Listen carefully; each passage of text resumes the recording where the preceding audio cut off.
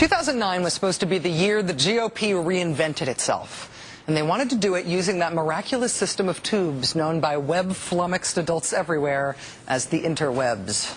Republican Chairman Michael Steele said that the Republicans online were going to be beyond the cutting edge. And it has been a rather edgy year for them online. Just this week, the GOP briefly took down its latest online gee-whiz-o-matic, a URL shortener called GOP.am. Republicans were calling it the first branded URL shortener in the world. The idea was that you type in any long web address, like, say, rachel.msnbc.com, and GOP.am would shrink it into a shorter address. But then when you clicked on that shortened address, the original page would then have a Republican-themed banner across the top of the page, including a little animated Michael Steele. The thing is, the internet has a sense of humor and sometimes a sense of poetic justice. And so, of course, right away, people started using GOP.am to put Republican official branding on top of the darndest pages, like, for example, the site for the wetsuit warehouse. And, of course, pictures of pretty ladies. The red-faced GOP took the whole thing down, saying they were fixing it, saying they would add a filter that would catch red-flagged words.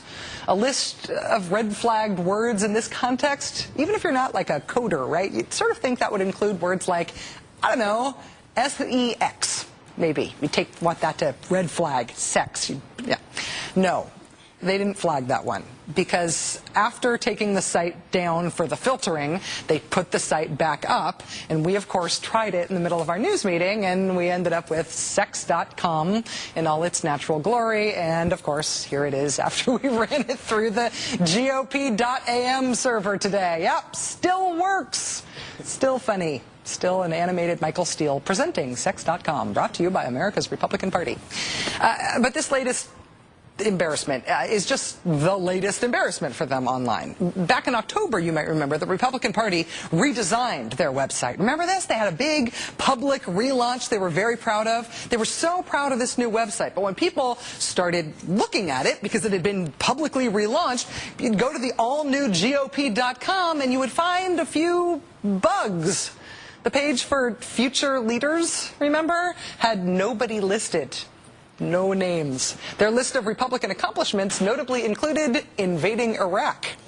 The latest GOP accomplishment on the list of GOP accomplishments was in 2004. Hey, where'd that Bush guy go anyway? Then there was GOP Chairman Michael Steele's new blog on GOP.com. His new blog was initially titled, What Up? Featuring awesome what-up observations like, for example, quote, the internet has been around for a while now, end quote. Then there was the new GOP.com's Faces. This is something else they did on their website, and there they are. You can see right across the top. Every time you visit, it's a different GOP face. Get it?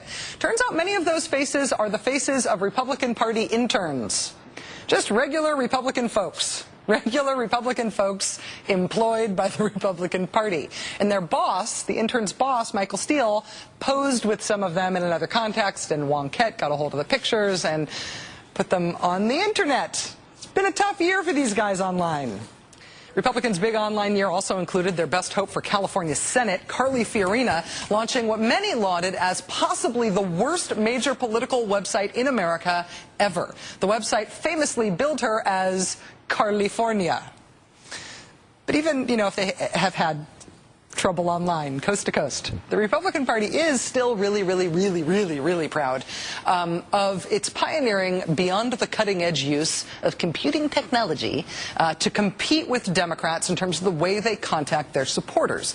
It's their much ballyhooed Voter Vault database. Have you heard about this? The Voter Vault is the thing that they use for getting out their message and polling their voters and trying to turn people out to vote on Election Day.